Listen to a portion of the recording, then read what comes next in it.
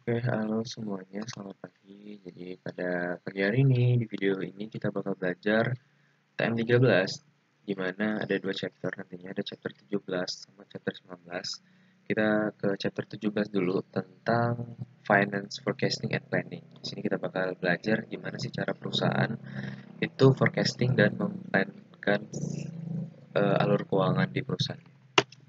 Oke, langsung aja.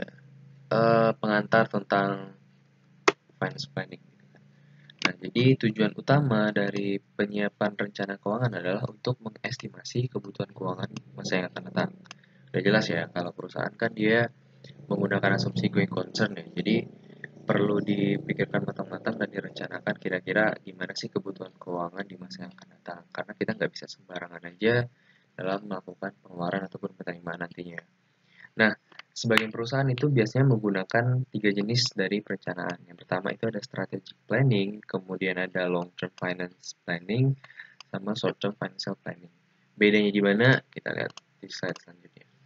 Nah, strategic plan itu secara sederhana, bagaimana sih perusahaan merencanakan untuk menghasilkan uang di masa yang akan datang.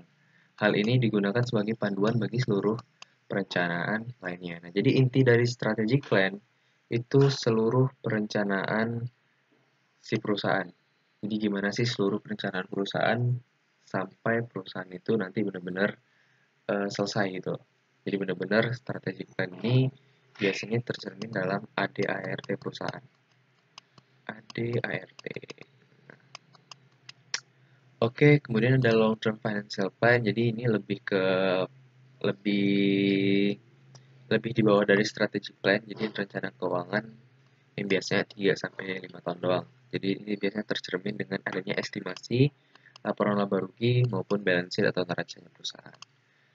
Kemudian yang ketiga ada yang short term, itu yang kurang dari 1 tahun ya. Ini biasanya yang sangat detail yang mengantisipasi arus kas perusahaan. Jadi kalau ketika dia jangka pendek atau yang kurang 1 tahun ini biasanya dalam bentuk arus kas atau bentuk penerimaan dan pengeluaran kas di 1 tahun itu. Nah, biasanya outputnya adalah cash budget yang seperti yang udah kita pelajarin di cost accounting. Ini kurang lebih sama, teman-teman.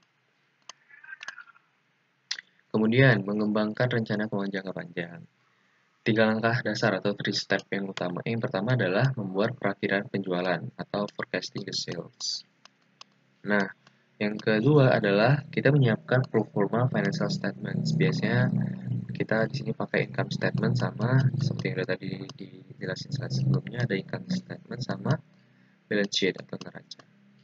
Dari penjualan yang kita forecast sekarang, misalkan di tahun kita sekarang posisinya di 2020 nih, kita mau memperkirakan atau memforecastkan sales kita di 2021 misalkan sebesar ada kenaikan sales 20%. Nah, otomatis baik dari income statement maupun balance sheet-nya bakal ada perubahan nih. Nah, itulah namanya pro forma financial statements. Kemudian setelah yang kedua, ini masuk ke step terakhir yaitu mengestimasi kebutuhan keuangan perusahaan. Ya kan, untuk meningkatkan sales tadi, itu kan pasti kita harus butuh suatu sumber pendanaan ya. Nah, dari sinilah kita bisa mengestimasi ini. Step pertama, membuat perakiraan penjualan.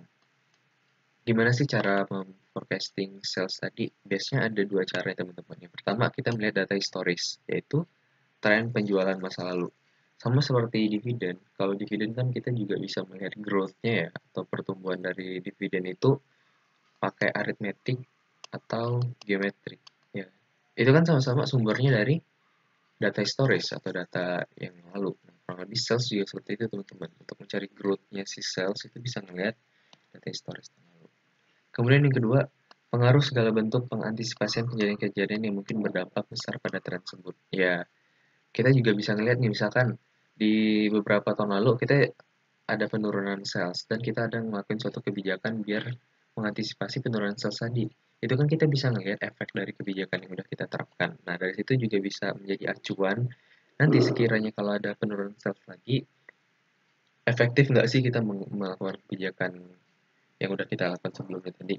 Karena kita udah tahu impact-nya, berarti kita bisa mengantisipasi kemungkinan efek negatifnya lagi. Kemudian, menyiapkan pro forma. Ini biasanya kita sama ya. percent of sales method, itu kita menyajikan expense, asset, liabilities berdasarkan persentase atau percentage dari sales. Kemudian step yang ketiga, mengestimasi kebutuhan keuangan perusahaan. Dengan menggunakan laporan keuangan tadi, kita dapat menentukan kebutuhan arus kasnya.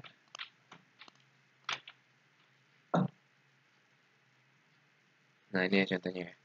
Jadi di sini ada yang tahun 2013, di sini ada tahun 2014. Dengan sales awalnya 10 juta, kita mengharapkan ada di 2014 ada sales growth sebesar 20%. Akibatnya sales kita naik menjadi 12 juta. Nah, net income 2013 itu 5% dari sales. Berarti net income dari 2014 diperkirakan 5% dari sales 2014 sebesar 12 juta, itu 600.000. Nah, untuk yang current asset itu juga sama, percentage dari sales 20%, 40%, 10%, 10%. Nah, akibatnya yang lain juga ngikutin ya. Berarti dia 10% dari sales 2014 kurang lebih segini. Nah, untuk yang notes payable, terus long term, stock, paid in capital itu nggak bisa kita hitung atau non applicable. Kenapa? Karena notes payable sampai ke paid in capital ini nggak terlalu relate sama sales atau don't ya. Don't vary with sales. Kenapa don't vary? Karena biasanya notes payable, long term debt, account stock, paid in capital ini fungsinya bukan hanya untuk ke sales gitu loh. Jadi bisa biasanya ya tujuan utamanya itu selain sales, kayak misalkan kita investing, kita juga mungkin nanti ngebeli aset tetap menggunakan notes payable dan segala macam. Nah, itu. Jadi kita nggak bisa terlalu, atau notes payable dan kawan-kawannya tadi itu nggak relevan untuk kita bandingin masuk ke sales. Jadi nggak bisa kita hitung. Nah, jadi nilainya sama, nggak ada persentasenya. Jadi untuk di tahun 2014 ya dia no change, masih jumlah yang sama. Nah, akhirnya kita lihat nih, projected source of financing-nya itu sebesar 6,7. 6,7 ini dapat dari mana? Total liabilities kita tambahin dengan common equity. Jadi dapat sebesar 6,7. Sementara financing ini kan sumber pendanaan kita ya 6,7, sedangkan financing kita tuh adalah sebesar total asetnya. Total asetnya berapa tadi? Total asetnya ada 7,2. Istilahnya pengeluaran kita itu bakal sebesar 7,2 nih teman-teman, gampangnya ya. 7,2 pengeluaran. Di sini pengeluaran out aja ya, out. Kemudian sedangkan sumber dana kita tuh yang masuk itu sebesar 6,7. Berarti di sini kita masih minus kan? Minus 500.000 ya, 500.000. Berarti disinilah yang namanya discretionary financing needs atau sumber pendanaan tambahan kita. Itu dari discretionary financing needs kita sebesar 500.000 gitu. Nah, kalau misalkan kondisinya sebaliknya nih, financing needs kita sebesar 6,7 tapi source of financing kita udah 7,2 ya, berarti discretionary financing needs-nya 0 karena kita udah kelebihan dana gitu. Jadi konsep seperti itu aja.